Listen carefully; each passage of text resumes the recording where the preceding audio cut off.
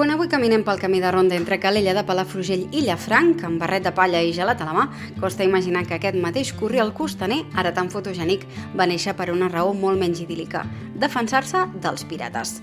Sí, abans d'Instagram i dels banyadors a ratlles, la Costa Brava era una frontera oberta al perill, i no pas menor.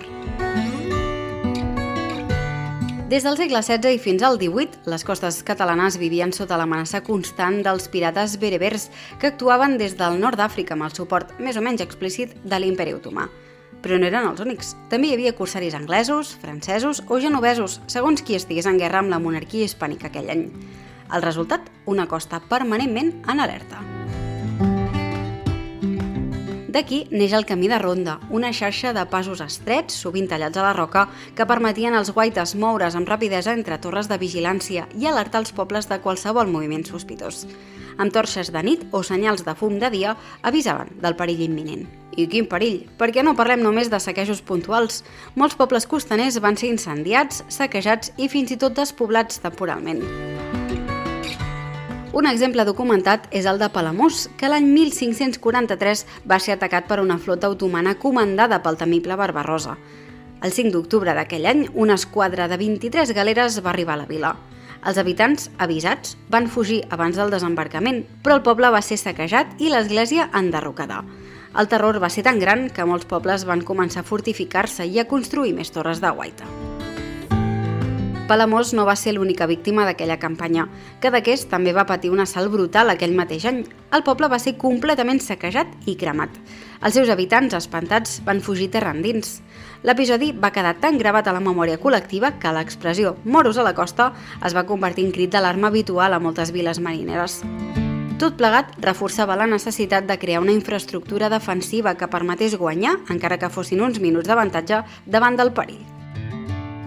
Més al nord, davant de l'Estartit, les Illes Medes oferien un refugi perfecte per pirates i contrabandistes. Rocoses, inaccessibles i estratègicament situades, van servir durant anys com a base improvisada per operacions d'abordatge o emboscada. Per això, a terra ferma s'hi va instal·lar vigilància militar fins ben entrat al segle XIX. Pals i Piratallada, tot i no estar tocada al mar, jugaven un paper clau. Pals, amb la seva torre d'aleshores, controlava la plana i servia de pont d'observació i refugi.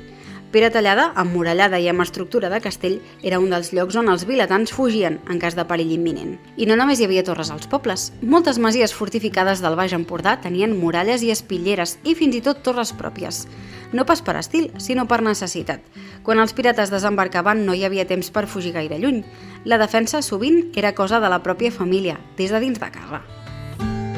Per exemple, algunes torres de vigilància que encara avui es poden visitar són, per exemple, la Torre de les Hores de Pals, la Torre Valentina, a Calonge, la Torre del Padró, a l'Estartit, la Torre de la Mora, a Tarragona, o diverses torres adossades a masies i esglésies del Maresme, com ara Arenys, Canet o Vilassar de Dalt.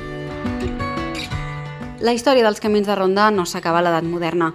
Encara que avui ens semblin simples senders pintorescos, van continuar tenint funcions estratègiques fins ben entrat al segle XX. Durant dècades, la Guàrdia Civil i els carabiners patrullaven aquests camins per controlar el contraban. La Costa Brava era una passarel·la ideal per introduir de tot: tabac, cafè, whisky, teles, armes. El camí de ronda permetia vigilar racons amagats, cales fondes i passos difícils d'accedir-hi en vehicle. Durant la Guerra Civil, alguns d'aquests camins van tenir funcions militars o de pas clandestí. I a la postguerra, quan el règim franquista tancava fronteres, però la necessitat obria oportunitats, aquests camins servien per moure's discretament entre pobles i organitzar xarxes d'evasió, resistència o simplement supervivència.